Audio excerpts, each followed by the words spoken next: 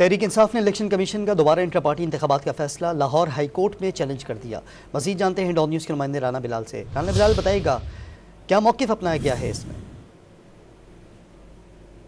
जो कि तहरीक इंसाफ और साबिक चेयरमैन पीटीआई की जानिब से दायर की गई है, जिसमें इलेक्शन कमीशन को फरीक बनाते हुए ये मौक़िफ़ इख्तियार किया गया है कि गुज़िश्ता बरस 10 जून को कानून और आइन के मुताबिक तहरीक इंसाफ ने इंट्रा पार्टी इलेक्शन कराए थे, जबकि इलेक्शन कमीशन ने 20 दिन के अंदर दोबारा इंट्रा पार्टी इलेक्शन कराने का गैर कानूनी हुक्म जो है वो जारी किया है। इलेक्शन कमीशन का जो हुक्म है वो आइन के भी मुनाफी है, जबकि कानून के भी मुनाफी है। इस दरखास्त में ये सजा की गई है कि लाहौर हाईकोर्ट इलेक्शन कमीशन का दोबारा इंट्रा पार्टी इलेक्शन कराने का हुक्म कलअदम करार देते हुए जो 10 जून 2022 को इंट्रा पार्टी इलेक्शन कराए गए थे, उसी इलेक्शन को दुरुस्त करार कर देने का हुक्म दे।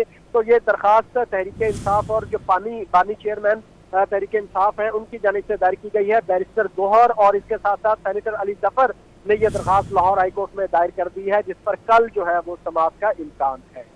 ठीक है राना बिलाल, बहुत शुक्रिया आपका।